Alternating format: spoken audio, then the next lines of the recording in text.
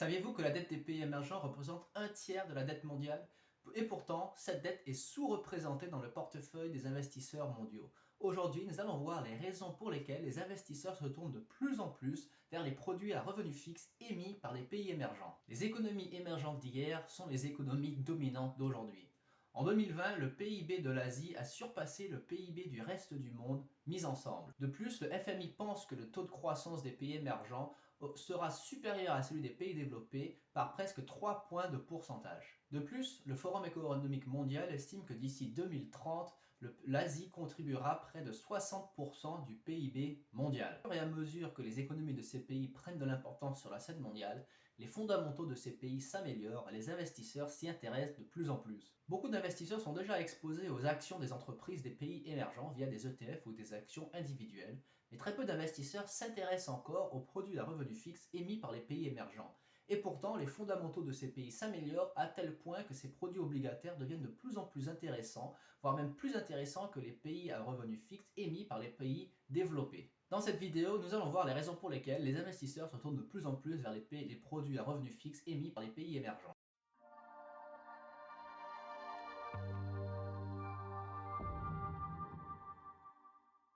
Premièrement, commençons par une définition.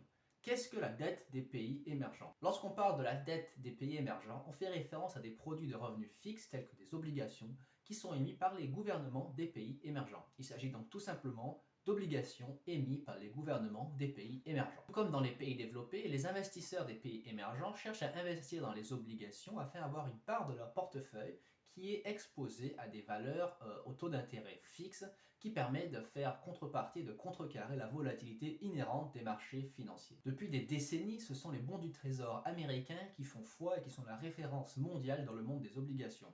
C'est-à-dire que le gouvernement américain est considéré comme étant le plus stable politiquement, avec l'économie la plus dynamique et le pouvoir de taxation du gouvernement américain inspire confiance aux investisseurs du monde entier, et c'est pourquoi ce sont les obligations les plus achetées dans le monde.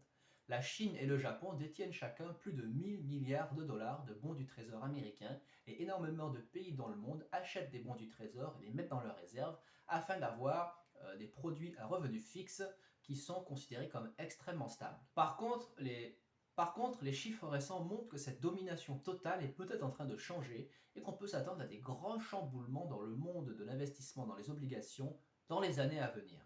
La première raison pour laquelle la tendance est en train de changer, c'est que la dette des pays développés n'est tout simplement pas attractive. En effet, les rendements des obligations émises par les pays développés sont tout simplement faméliques et n'intéressent pratiquement plus personne. Voyons voir quelques taux de rendement des pays développés. Aux États-Unis, le rendement d'une obligation à 10 ans est de 1,6% et le rendement d'une obligation à 30 ans est de 2,5%. Et ça, ce sont les meilleurs taux que le monde développé offre en ce moment. On peut voir par exemple les taux des obligations australiennes qui offrent des rendements à peu près similaires aux bons du trésor américain. Ils sont d'environ 1,5% et de 2% pour les obligations les plus longues. En Allemagne, toutes les obligations émises par le gouvernement fédéral ont un taux d'intérêt négatif. Seule l'obligation à 30 ans a un taux d'intérêt positif qui est seulement de 0,33%. Donc si vous achetez une obligation du gouvernement allemand sur 30 ans, vous toucherez uniquement 0,33% d'intérêt annuel, ce qui est quasiment rien du tout. Les obligations japonaises sur 2 et 5 ans ont des taux négatifs, et le taux de l'obligation à 10 ans est uniquement de 0,08%, et celle sur 20 ans est de 0,46%, et celle sur 30 ans est seulement de 0,69%. Enfin, les obligations émises par le gouvernement français sont celles qui ont parmi les taux les plus faibles au monde et qui sont probablement les moins attractifs en ce moment, puisque l'obligation à 10 ans ne génère que 0,18% de rendement, celle à 20 ans ne génère que 0,61% et celle sur 30 ans génère moins de 1%. Donc si vous achetez des obligations du gouvernement français, attendez-vous à avoir des rendements extrêmement modestes, et c'est vraiment être généreux d'utiliser ce terme-là. Mais ces faibles taux de rendement, c'est même pas ça le pire. Le pire, c'est lorsqu'on prend en compte l'inflation. Donc aux États-Unis, on estime que l'inflation moyenne annuelle, et là on parle des chiffres officiels, est d'environ de 2% annuel. On se rend compte que quasiment tous les rendements des obligations deviennent négatifs si on prend en compte l'inflation. Donc très peu d'investisseurs vont accepter d'avoir des rendements négatifs pendant très longtemps. En ce moment, les taux d'intérêt sont presque zéro, donc c'est pour ça que les taux des obligations sont extrêmement faibles, voire négatif pour beaucoup de pays développés. Et par le passé, beaucoup d'investisseurs acceptaient ce genre de situation puisqu'ils pensaient que bon, les taux d'intérêt vont rester très faibles pendant un certain moment, mais ils finiront bien par remonter. Et à ce moment-là, nos obligations, donc, on pourra avoir des obligations qui auront des bons rendements. Or, il s'avère quand même que la Réserve fédérale n'a pas l'air d'avoir l'intention d'augmenter les taux dans un avenir proche, que les taux d'intérêt à taux zéro permettent de stimuler l'économie, vu la crise économique qui secoue le monde en ce moment. Donc, il n'est pas certain que les rendements des obligations des pays développés vont augmenter à court ou à moyen terme, ce qui veut dire que beaucoup d'investisseurs qui cherchent à avoir des produits à revenus fixes vont aller s'intéresser à des obligations, on va dire, de pays qui sont considérés comme un peu moins sûrs, afin d'avoir des rendements supérieurs, et c'est pourquoi ils commencent à s'intéresser aux obligations émises par les pays émergents. Donc la deuxième raison pour laquelle les investisseurs se tournent de plus en plus vers les obligations des pays émergents, c'est que les pays émergents offrent des taux d'intérêt bien supérieurs à ceux des pays développés. Pendant des années, les investisseurs, surtout occidentaux, se méfiaient des obligations émises par les pays émergents parce que ces pays étaient réputés pour avoir des économies instables et des situations politiques également instables. De plus, beaucoup d'investisseurs se rappelaient de la crise asiatique de 1997 qui avait créé un gros chaos sur les marchés financiers, et ça a laissé des cicatrices qui ont mis beaucoup de temps donc, à cicatriser. Mais au cours des 10-15 dernières années, l'économie asiatique, donc on se focalise beaucoup dans cette vidéo sur les économies asiatiques qui sont vraiment les économies de demain et même déjà d'aujourd'hui, puisque donc comme on l'a dit au début de cette vidéo, l'Asie va contribuer à presque 60% du PIB d'ici à moins d'une dizaine d'années, d'ici 2030. Donc au cours des 10 dernières années, des 10-15 dernières années, les économies asiatiques sont florissantes et affichent souvent des taux de croissance à 2 chiffres, pendant que les pays développés ont du mal à avoir des taux de croissance de 1 ou de 2%. Et donc la simple réalité est qu'aujourd'hui, les pays émergents offrent des meilleurs rendements ajustés à l'inflation que les pays développés. D'ailleurs, je vais mettre le lien dans cette vidéo à une étude publiée par des analystes de Schroders, qui est une société d'investissement et d'analyse, qui montre justement que les différentiels de rendement entre les pays émergents et les pays développés est en réalité conséquent. Depuis 2011, le rendement réel, donc ajusté pour l'inflation des obligations des pays émergents, est de 2,5%. En comparaison, le rendement réel des obligations émises par les pays développés est de moins 0,6%.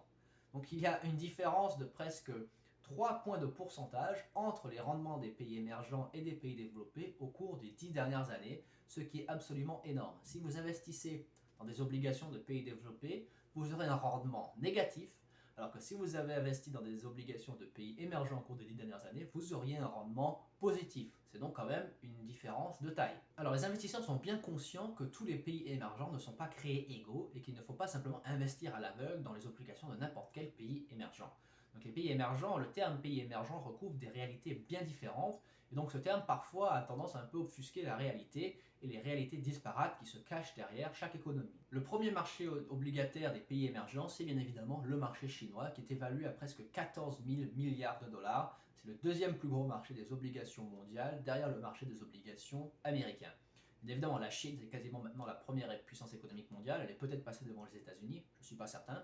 Donc il n'est pas étonnant en fait que la dette chinoise est énorme et que beaucoup d'investisseurs y placent leur argent. Par contre, ce marché risque de gagner en popularité au cours des années à venir, puisque non seulement l'économie chinoise devient de plus en plus stable, de plus en plus établie, et en fait de plus en plus accessible aux investisseurs étrangers. Beaucoup d'analystes, notamment BlackRock, pensent que les régulations, la législation chinoise va s'harmoniser avec la législation du reste du monde, donc ce qui veut dire que les produits obligataires chinois deviendront de plus en plus attractifs aux investisseurs étrangers. En ce moment, moins de 3% du marché des obligations chinois est détenu par des investisseurs étrangers. Donc c'est-à-dire qu'il y a un énorme potentiel qui va s'ouvrir dans les années à venir aux investisseurs étrangers sur le marché des obligations chinoises. Pour vous donner une idée des performances historiques du marché des obligations chinois comparé au marché des obligations américaines, on va comparer deux fonds BlackRock. Donc un fonds qui investit dans des obligations émises par le gouvernement chinois et un fonds qui investit dans des obligations émises par le gouvernement américain. On se rend compte que le fonds qui investit dans des obligations émises par le gouvernement chinois a un rendement de plus de 5% au cours des 10 dernières années, alors que celui des obligations américaines a un rendement d'un peu plus de 3,5% au cours des 10 dernières années. Donc on a une différence de rendement de quasiment 2 points de pourcentage entre les obligations chinoises et les obligations américaines. Et l'économie chinoise est tout aussi stable que l'économie américaine, et le gouvernement chinois n'aura aucun problème de solvabilité au cours des années à venir pour honorer les dettes qu'il a contractées auprès des investisseurs. C'est pourquoi donc le marché des obligations chinoises va probablement exploser dans les années à venir. Et beaucoup de personnes vont se dire mais une différence de 1 ou 2 points de pourcentage, c'est pas vraiment énorme. Mais en fait, si vous extrapolez cela sur les 10 ou les 20 prochaines années, ça est des différences de rendement absolument exceptionnelles. En fait, une différence de 1 ou 2 points de pourcentage a des conséquences énormes sur la rentabilité d'un portefeuille à très long terme. Donc ce n'est pas du tout une différence négligeable, ce sont des différences qui, à long terme, ont une conséquence importante pour votre rentabilité. Et on peut prendre un autre fonds BlackRock qui, celui-ci, investit dans des obligations de pays donc hors Chine, donc dans des pays émergents tels que l'Égypte ou l'Ukraine, ou le Mexique, le Ghana, l'Indonésie ou le Chili. Et ce fonds-là a un rendement de 4,65% depuis 2011. Donc, comme vous pouvez le voir, ces rendements sont également supérieurs à ceux des obligations américaines. Donc, je sais que beaucoup de personnes vont se dire, mais attendez, les pays émergents, c'est quand même très risqué. Alors oui, c'est quand même vrai, mais gardez à l'esprit que ces pays émergents sont en croissance phénoménale. Donc, ils ont un pouvoir de taxation de plus en plus important, ils collectent de plus en plus de taxes auprès de leurs habitants, ce qui veut dire qu'ils arrivent à honorer leurs dettes vis-à-vis des investisseurs qui ont contracté ces dettes. Donc le risque est quand même beaucoup moins élevé qu'il n'y paraît, d'autant plus qu'en investissant dans ces fonds, tels qu'un fonds BlackRock, vous avez accès à des obligations de beaucoup de pays différents, qui sont sélectionnés bien évidemment en fonction de leur qualité. Donc en fait, le risque de défaut de paiement est très faible, et ces fonds obligataires ont des rendements qui sont similaires, enfin comme on l'a vu, qui sont supérieurs à ceux des fonds américains, et qui offrent des garanties similaires en fait, donc vous ne courez pas grand risque à investir dans ce type de fonds obligataires. Donc la troisième raison pour laquelle les investisseurs investissent fortement dans la dette des pays émergents, c'est simplement que la dette des pays émergents est encore largement sous-représentée dans les portefeuilles mondiaux. Au cours des 20 dernières années, la dette des pays émergents en pourcentage du PIB mondial ne fait que croître, et aujourd'hui elle représente plus de 20% de la dette totale, quasiment 30% de la dette mondiale.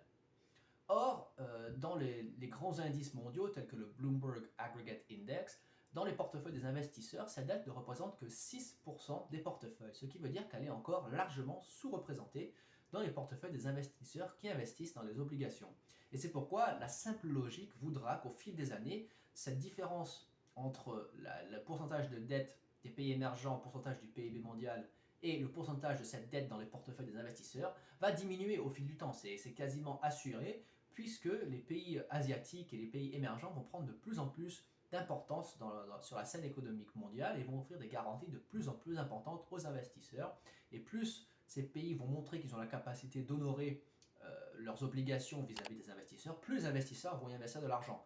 D'autant plus que si les pays développés maintiennent des taux obligataires extrêmement faibles, très peu de personnes vont vouloir y investir, à part les grosses sociétés financières qui investissent leur argent par souci d'avoir un portefeuille diversifié. Donc sachez que beaucoup de sociétés d'investissement en fait allouent toujours un pourcentage spécifique de leur portefeuille aux obligations, peu importe le taux pratiqué. Mais pour beaucoup d'investisseurs normaux, c'est-à-dire comme vous et moi, nous ne sommes pas des grosses institutions, eh bien ceux-ci vont se tourner vers les obligations des pays émergents puisqu'il y aura des meilleurs rendements et finalement pour un risque qui est tout à fait, qui est en fait un risque qui n'est pas énorme. Et donc j'ai déjà parlé de ça plusieurs fois, mais la quatrième raison pour laquelle les investisseurs se tournent de plus en plus vers la dette des pays émergents, c'est qu'en fait cette dette est beaucoup moins risqué qu'il n'y paraît et beaucoup moins risqué que beaucoup de gens ne le pensent. Puisque les investisseurs vont analyser les différents pays qui émettent ces obligations-là, ils vont aller se tourner vers les pays qui offrent les plus grosses garanties et les pays qui ont les meilleures économies, qui ont le meilleur pouvoir de taxation et qui ont un historique de remboursement des obligations le plus élevé. Donc alors bien que la dette des pays émergents représente à peu près 25 000 milliards de dollars, celle-ci est concentrée dans très peu de pays, notamment la Chine qui représente plus de 14 000 milliards de dollars à elle seule.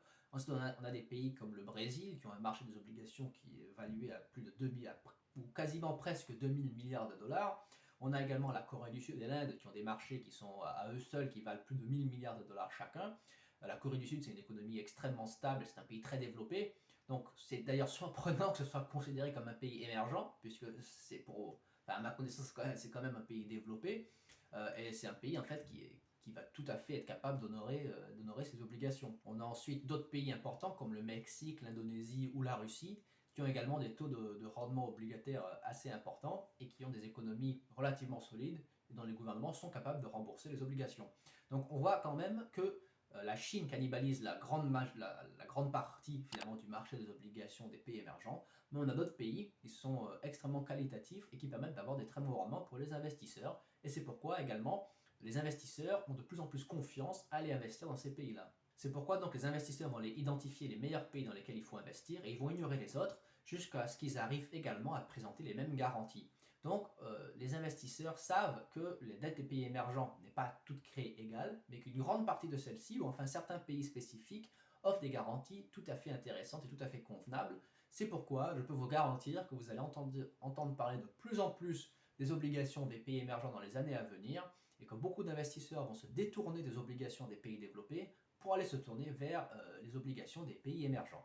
Donc qu'est-ce que cela veut dire pour les investisseurs? Eh bien, au fur et à mesure que les économies émergentes continuent à prendre de l'importance sur la scène mondiale, de plus en plus d'investisseurs vont aller y mettre leur argent, que ce soit dans les actions individuelles ou dans les obligations ou les ETF qui regroupent soit les deux de ces types de produits, soit l'un soit l'autre. Donc les investisseurs vont s'y intéresser de plus en plus. En plus, si les pays développés persistent à avoir des taux d'intérêt extrêmement faibles avec des obligations qui ont des taux négatifs ou des taux faméliques qui, comme on l'a vu, les obligations des pays développés ont généré un rendement de négatif 0,6%, eh bien les investisseurs vont se détourner de ce genre d'obligations-là pour aller vers les obligations qui ont des rendements plus élevés. Et enfin, les pays émergents qui, eux, vont voir cette tendance, ils voient que les investisseurs occidentaux ou du monde développé veulent avoir des meilleurs rendements, eh bien eux-mêmes, ils vont continuer à émettre des obligations, ils vont devenir de plus en plus accueillants vis-à-vis des investisseurs étrangers afin de justement attirer ces capitaux qui leur permettra de financer leur croissance économique, de financer des projets de développement public ou d'investissement. Et donc en fait, tout ça, ça va contribuer à un cycle vertueux